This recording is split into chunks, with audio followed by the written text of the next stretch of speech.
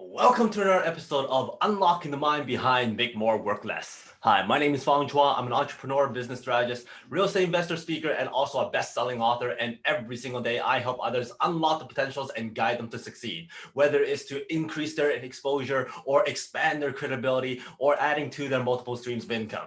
Now, today on Unlocking the Mind, we talk about another cognitive bias. And the reason why we do this is so that we better understand how we make decisions, how our minds work, how we can build better relationships or negotiate better.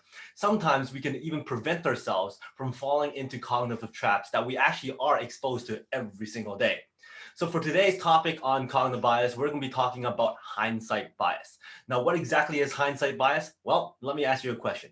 Have you ever experienced this scenario? You finish watching a movie with a friend and there's a big twist at the end. And once you walk out that door and you go, wow, wasn't that great? And then your friend goes, well, I told you so. I knew it all along that twist was, I knew that guy was the killer. And if you had listened to me, I knew it all along and I told you so. I told you so. Now, have you experienced that before?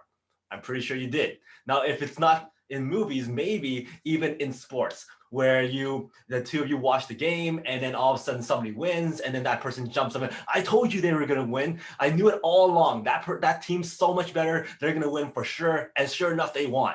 Well, that's hindsight bias. And that is basically after an event, people claim they knew the outcome of that event and everything that's happened in that event, even though that event has not been concluded yet. And the truth is, there's no way they could have predicted the future. So therefore, that is hindsight bias. So hindsight is something that we do all the time. And that's because it protects us. The reason why we do this is because our minds wants us to be in that safe zone. We want to be in a comfort zone. And therefore, when we're in an environment where we feel safe, where we're comfortable, it's usually predictable. We usually know what the outcome is going to be. It's the moment that you take ourselves out of that environment that we feel unsafe, uncomfortable, because things aren't predictable and we don't know what's going to happen. And therefore, when we connect the dots showing that, hey, we knew it all along, it puts us back into that safe zone and knowing that, hey, you know what, the world is predictable. I knew it all along and therefore I feel safe again. That's why we have hindsight. Now, hindsight is not good or bad. It's neither or. It's just that depending on how you look at it. Hindsight is great for being able to connect the dots when the sequences come up again or when the events come up again, and we can go, hey, I've experienced this before. I could plan better for next time. I'm more prepared for next time. And that's how we could use hindsight for the benefit for future planning, for future decision making. However, when it comes to hindsight, it's not a great thing to make sense of what already happened in the past.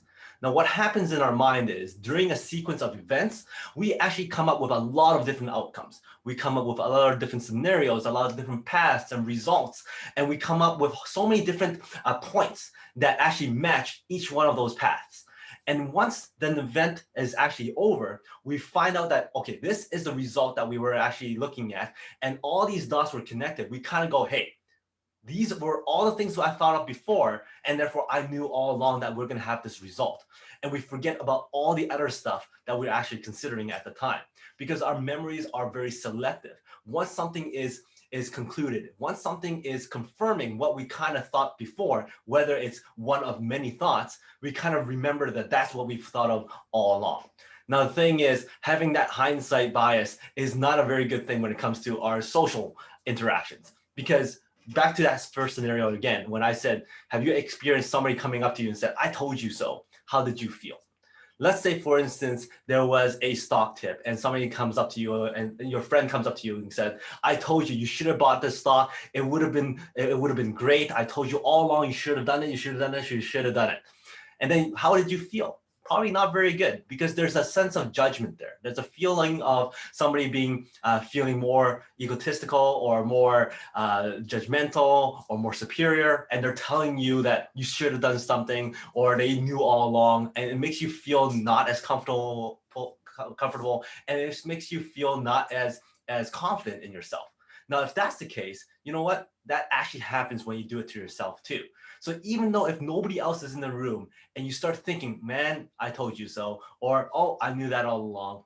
Well, that's not very good for your own brain either, because it stops yourself from allowing different outcomes and different solutions to come up in your brain. It stops you from thinking creatively. So the thing is, we need to stop confirming stuff that's already happened in the past. Things that's happened in an event has happened. We just need to relish in it. We just have to appreciate it and kind of enjoy being in the present. And then everything that's happened in the past, we should use it with the hindsight and therefore be able to plan for the future.